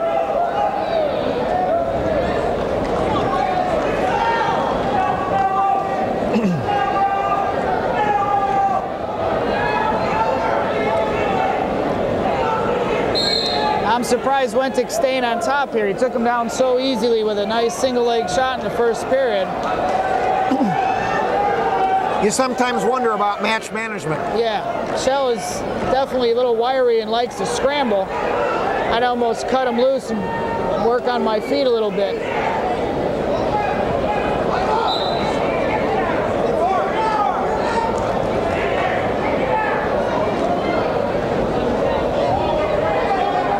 And there's a warning. That's a good call. See, that's the thing I understand with Garrett. He's not scoring any points. He's already given up a stalling warning and a penalty point, and he trails 3-2. Yeah. And he had the easy takedown to begin the match. Let's go! Well, he's showing his coaches he wants to kick him out, and they're letting him do it, so. That'll make it 4-2. Minute and 20. I know coaches, when I question them about strategy like that, will say, well, we're wearing them down. We're wearing them down when we're on top. We're tiring them out for the third period. Is that true? Well, you got to know your wrestler. I think you got to watch the match because each match is different. It can be true to a sense if you're hammering them on top, yeah. But when you're almost giving up reversals and things, and again, there's that nice low single, an easy takedown. This match needs to be wrestled on his feet. They need to figure that strategy out a little quicker than they did. 5-4 right now. That was a very careless shot there. No points yet, though. And there it is, makes it 7-4. Kind of walked into that. He wasn't ready. Nice shot by Shell, though. Give him credit. He's not giving up. Reminds me of The Godfather. I don't know if you ever watched it. Where Don Corleone says, you know, women and children can be careless, can be inattentive, but a man can never be. Neither can a wrestler. Yeah, I think you're exactly right. That's what makes it so hard, because when you're careless, a good opponent takes advantage of it. And 13 seconds. Shell now with that 3-point lead is wrestling much more confidently. And it looks like he's got some good stuff going on top. It'd be nice to get a point here with 13 seconds left. Looking for a cradle here. He doesn't want to give up a last second cheap point, and he's not going to. And the period ends 7-4.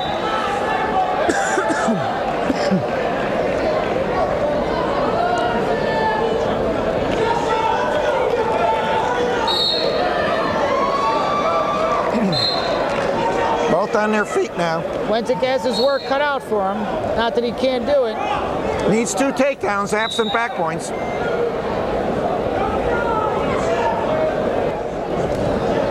Shell's seen that low single a couple of times now. He's not going to give it up quite as easily. He's dropped his hands, which is, I don't know if his coach has told him to make that adjustment, but it's a good one. Drops his hands and keeps Wentic from getting that low shot, tying him up top there. We'll see if Wentic has another takedown coming over the top, because he might not be able to get back under.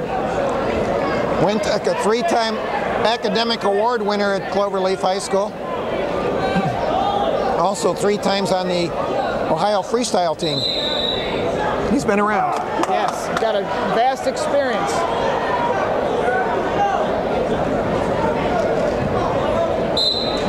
This is sometimes where kids struggle, where you really got to have you got to be able to score not only off a shot, but pulling a guy to his knees and going around. Oh, he hit a lateral. Oh, the lateral. That's 5 at least. Just sit there for the next 50 seconds and it's yours. Well, wow, that came out of nowhere. And that makes it 9-7 Wentic. There's that freestyle background. Nice Yeah, little throw isn't there. that the truth? Well, he was looking for the low single. Now Shell warned for stalling. Well, and it's good, like we just said, you got to have 2 things. If you can't get under, you got to be able to throw or snap.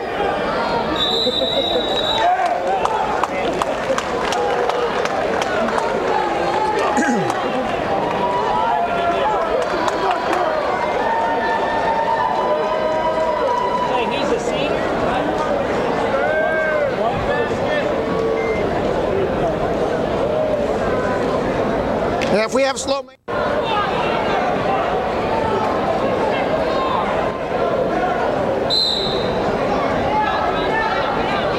Just got to stay behind his arms, keep him on the mat.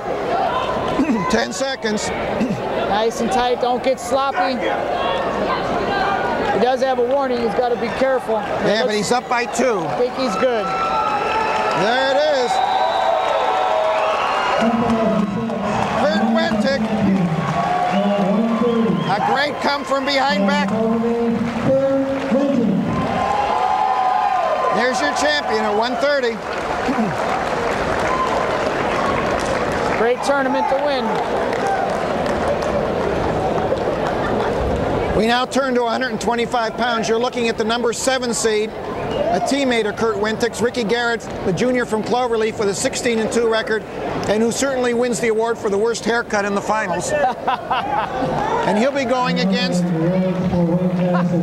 the defending state and M.I.T. champ, the number 1 seed, Colin Palmer.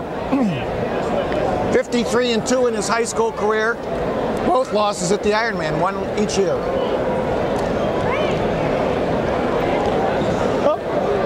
Colin Palmer. His opponent from Cloverleaf, Ricky Garrett. We just saw Cloverleaf come up with a big win here with a late flurry. Now, Ricky Garrett, the second Cloverleaf wrestler, has even a higher mountain to climb. He's wrestling the defending state champion, Colin Palmer. Well, it's still a great accomplishment to have 2 finalists. Oh, nice little throw there by Palmer. 2 finalists from Medina Cloverleaf. Great accomplishment. And just like Purdue and Wolf, you have wrestlers back to back at the same school.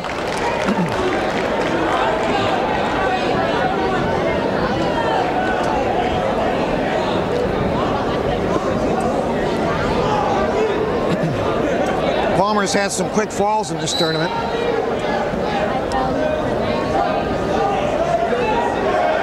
He's got such good hip control, very strong, always in the right position. 2-1 right now. I'll tell you, the greatest match I saw him wrestle was in the state finals, taking the undefeated Ryan Fields and just destroying him before he pinned him. People in Cincinnati could not believe it. Fields went in 46-0. He's a competitor, and I believe being a younger brother myself, there's something that you get ingrained if you don't fight with your older brother and fight for survival. That's 4-1 right now, looking for back points.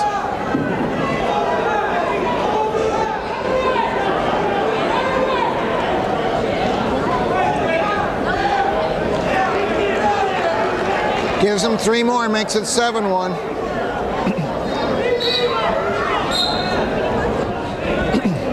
Only 2 high school losses, both at the Ironman.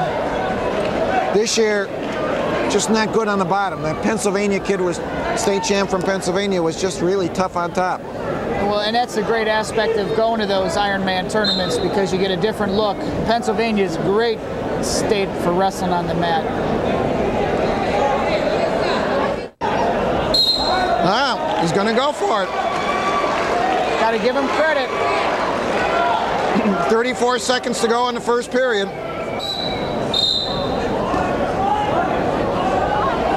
Palmer's relentless, though. He's going to give him no rest time. No. I wouldn't. 9-2, and now back. He's fighting it in there. 2 more on the back. That makes it 11-2. And 12 seconds to go in the period.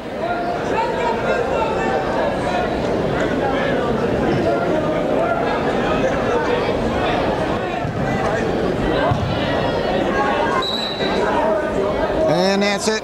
First period ends with Colin Palmer leading 11-2.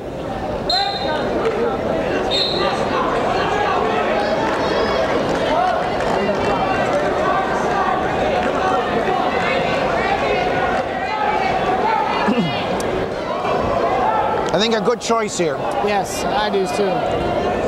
Well, and probably knowing from the Ironman that maybe there's a weakness. It's on the bottom.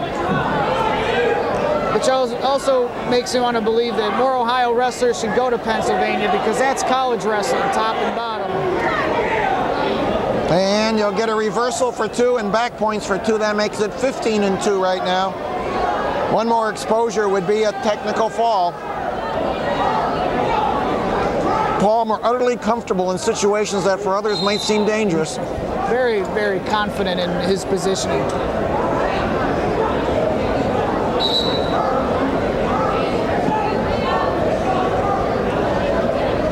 You start wrestling when you're 5 years old. There's not many positions you're not in. Well, it's interesting because Ricky Garrett started at age 12, which is relatively late now. Yes. Especially at lower weights. You're exactly right. You got to think Colin probably has easily over 1,000 matches if you start wrestling when you're 5 years old.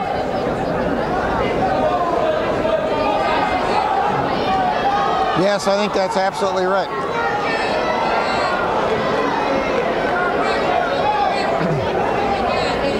Palmer's just grinding on him right now. I'm surprised he hasn't kicked him out to look for another 5-pointer off his feet.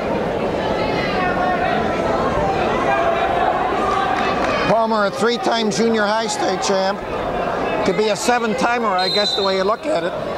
That's not too shabby, 7-time.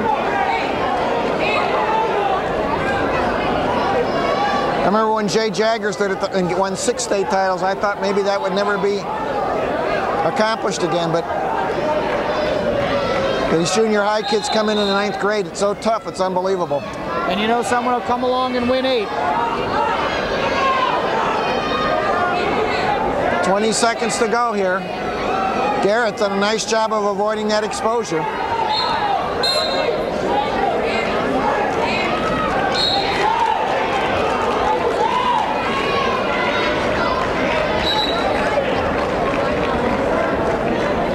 I think maybe Palmer should have gotten back to his feet.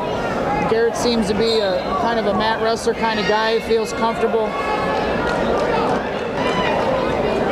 He would be Ed's 4th champion here out of the 6 that have wrestled so far, with Nemec and Gonser both losing. Is there a record for number of champs here? I'm sure there is. It's just that we don't know what it is. And the second period ends 15-2 Palmer. Where's our statistician when you need him? Well, this is the 32nd tournament.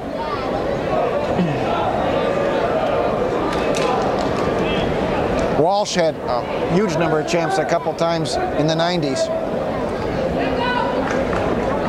The Sonny Marchetti, Joe Heskett, Victor Sveda, Jeff Knupp era. Malika. And that'll be it, 17-2. 2006 M.I.T. champion, and 125 from St. And Colin Palmer wraps up his second M.I.T. tournament here. Nice match here. Wrestling 119 for 5th place from Barber. From Davison High School. He was 5th in the state in Michigan last year and comes in with a 20-1 record. And he'll be wrestling Jace Hall, the number 1 seed. He was 3rd in the state last year in Division III. He comes from Tulsa High School, and he's a senior.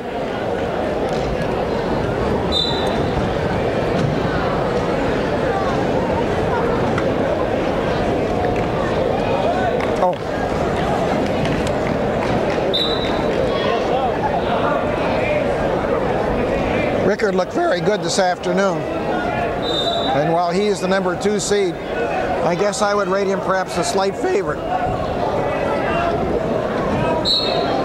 It's very interesting to find seniors at this weight. They're usually tough to beat. Usually you have sophomores and freshmen at your lighter weights.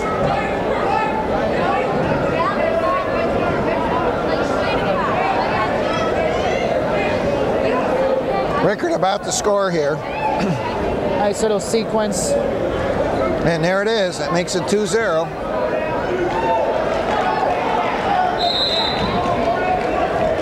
Davison, who in 2003 won this tournament and who had scored 197 points last year, finishing 2nd.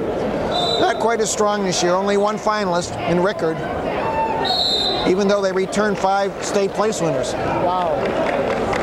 They got to be wondering what the heck hit them at this tournament. And that shows you just the toughness of Ohio compared to other states. Other states can have individuals, but when you talk overall strength, I truly believe Ohio's heads and tails above most every other state. It's got a nice spiral ride there going. He's just digging it. Oh, he's got him.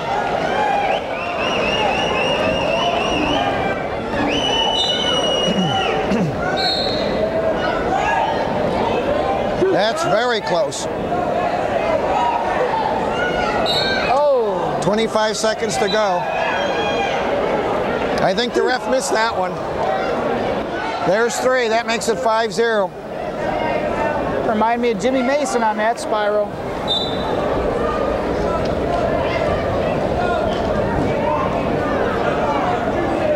A former workout partner of yours. I've felt that many a time. Rickard is just impressive on top. And the period ends with Rickard leading 5-0. Now what I saw this afternoon would suggest that Hall is also good on top.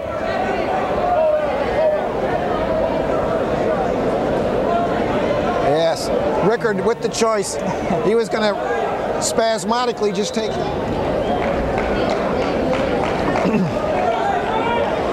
You're right, it's really been a one-move match. And Rickard owns that move. Yep. And it was a good one. It worked for him. With his experience, he probably knows. Once he gets ahead, he's not going to give you much of anything. And that's it. He gets the takedown at the buzzer to make it 7-0. But a nice performance from Brian Rickard, who did a wonderful job, even though he spells Brian with a Y. We'll have to talk to him about that. Brian Rickard.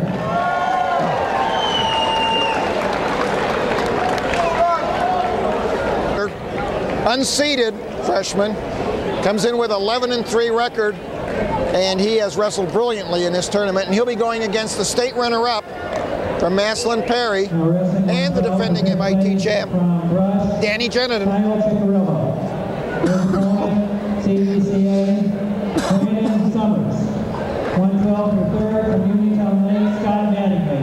His opponent from Claymont, Cody Garber. 112 for championship from St. Edward, Nick Solzer. His opponent from Maslin Perry, Dan Jennison.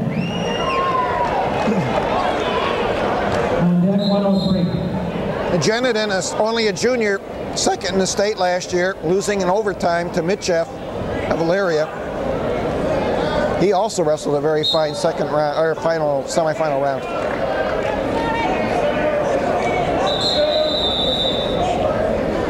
This will be an interesting match. Look like similar styles, long, lanky boys. See some interesting positions.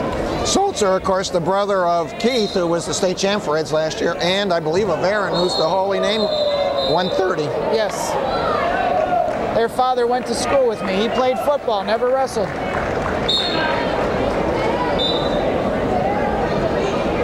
Keith, I think, is now at Northwestern, if I'm not mistaken. Yes, he is. I expect a low-scoring bout. Sulzer, very good defensively for a freshman. He's in one of these situations where he may not be physically quite good enough to manhandle people yet, but he's so good defensively, he keeps it conservative and keeps it close. Nice little single shot there. He's got to work around, turn the corner here. You can see Jedinen's just tough to take down. He's trying to not only get the takedown, but lock up a cradle also. That's what Jennison is known for, that devilish cradle. Sulzer's hanging in there, though. Still got that leg.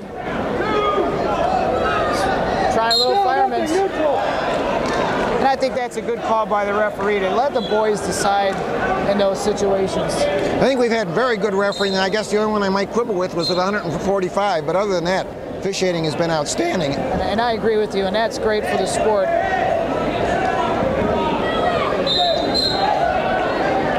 I've been watching Sulzer wrestle for years through the CYO programs, and you're right. right. He's very. I don't know if I've ever seen anybody score on him in CYO. 4-time CYO champ.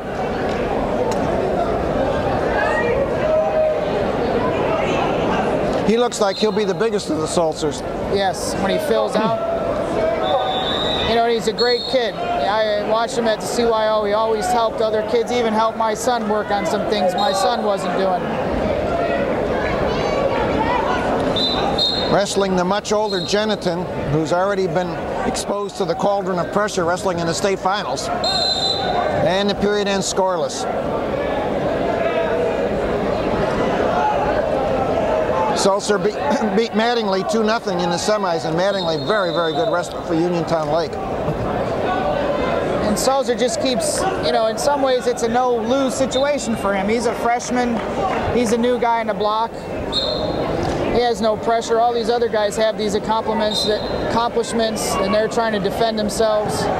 Plus, he has a roster of superstars already with him. Nobody's expecting necessarily that, you know, the pressure doesn't fall on him to win for the team. Right. It doesn't come down to him winning a match to win a state tournament or a tournament title.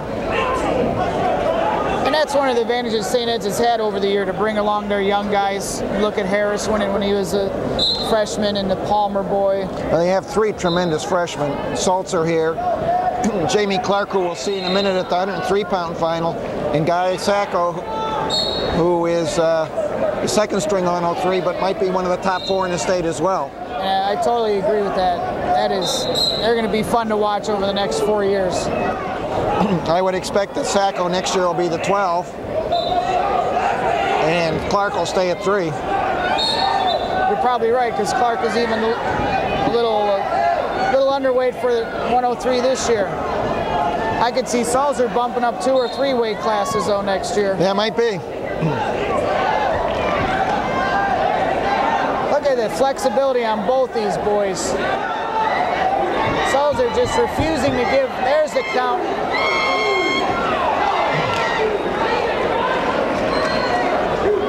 Boy, what a great advantage it is to be able to score in the top position like that. That makes it 2-0, 44 seconds to go in the second period.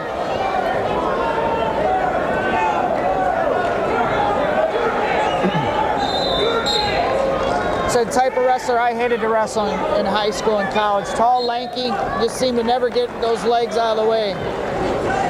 Sulcer would like to score at least 1 here. And he's got to get to his feet. He's got to stay in the ball a little more instead of letting that leg come in there. He's got to block it before it even comes around his waist. Knowing he's a good leg wrestler, I'm sure he's trying to figure that out.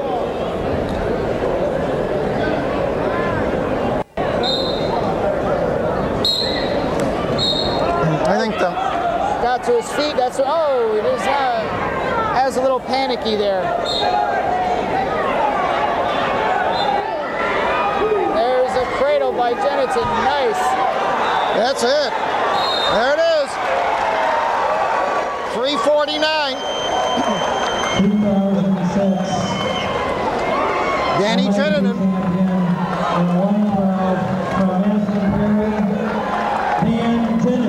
He's at one of the toughest weight classes in the state, but he'll be a factor, no question. Maybe a winner. Looks very solid. A veteran wrestler there. You've been patient with us, so we'll be patient with you. It helps if I get 1 minute laid down when I do editing, because it rolls back to 3 minutes. Okay, we gotta do it now. At 103 pounds, you're looking at Sammy White from Maslin Perry, a sophomore, 14-2 and 5th at the Ironman. He's the number 3 seed, and he'll be wrestling Jamie Clark from St. Ed, freshman, unseeded, cadet national champ, 17-2, and he was 3rd at the Ironman, losing only 6-5 in the semis to Logan Stieber. This, frankly, could be a state final in Division I. These might be the 2 best. It looks like they're going to go after each other. Add in Jerome Robinson from St. Ignatius, and you got 3 wonderful 103s here just in this area. Clark, very small. He won the Cadet Nationals at 91 pounds in July. Wow. And they just wrestled St. Ignatius, and I believe Clark took Robinson the other day. He did. Very good. Clark's a go-getter. He keeps moving. You're going to have to slow him down if you're going to beat him. Slow him down and maybe on top, overpower him.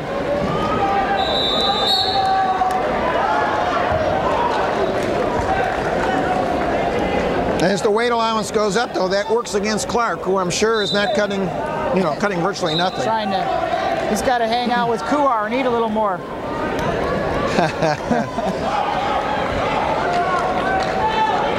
Nice shot there by Clark. He's in tough. Now this is where it's going to be hard with his size. Can he get around the corner? White's just using those big, strong hips, elongating himself.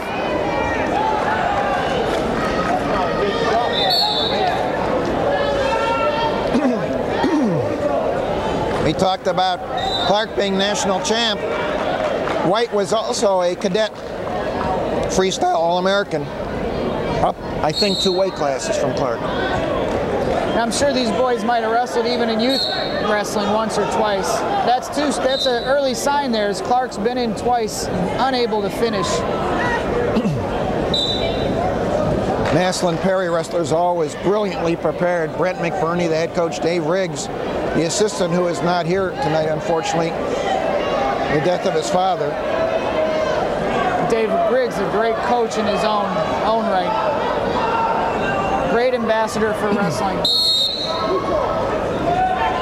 And coaches, turn your bell to the outstanding wrestler at head scoring table as soon as you made your decision. Well, Clark has pushed the issue here, but has got no points to show for it. And the period will end scoreless.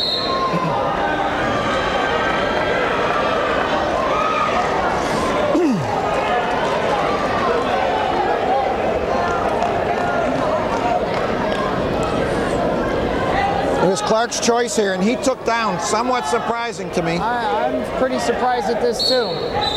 Maslin Perry is very, very tough on top. Very well coached.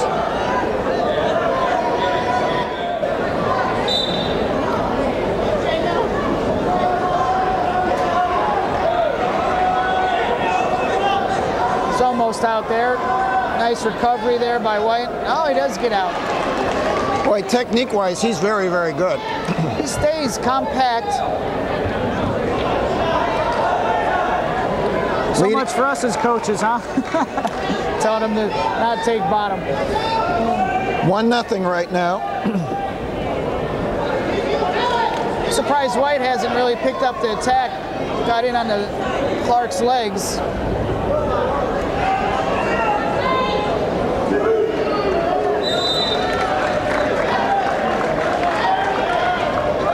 Well, we had a heavyweight match that looked about like 103s. Maybe this will be a 103 match that look more like what the heavies do. There you go. And that's a great part about this sport. You just never know how people are going to match up.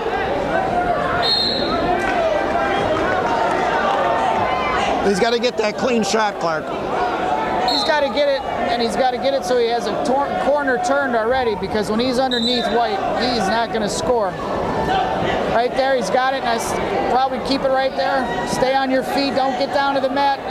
Lost. And there again is just the strength in White. But I'm impressed that Clark has not let White get to his legs. Right, Clark has had all the good shots. That may not be enough tonight. You got to finish a couple of them. Yeah. Last 20 seconds.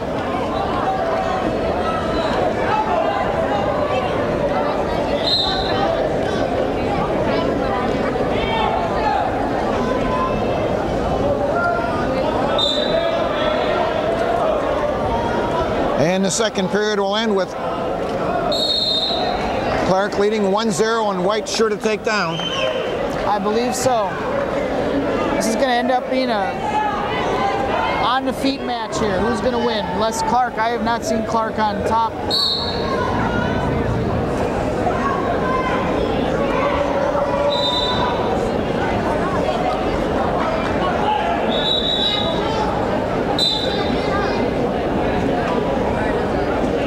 I'd be surprised if Clark could ride him the entire period. Ties it at 1.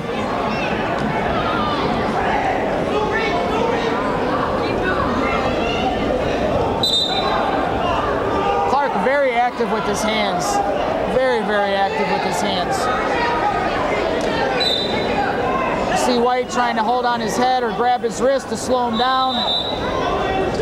Interesting, White was a freshman last year behind Jennington. That was a 1-2 punch at 103. Oh, what a great workout partners. And of course, right above them was Horner, who finished 3rd in the state at 12. Horner, who did not have a good tournament here, did not place.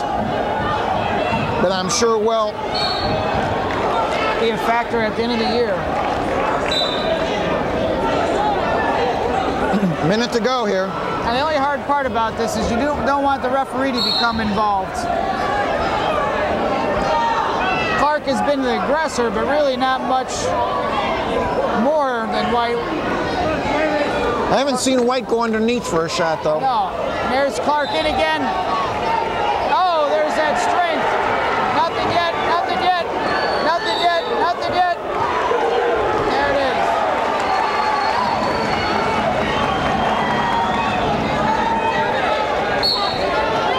31 seconds here. And that was an example. He got in on that double. His hips got a little lower than he wanted, and White threw his hips in, caught him right back on his butt. More strength there than technique.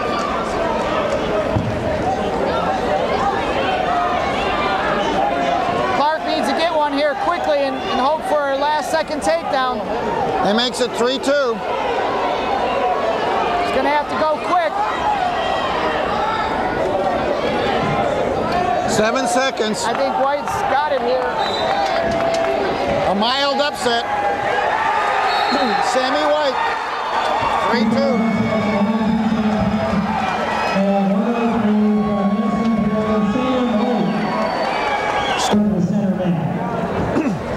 Ready? Okay.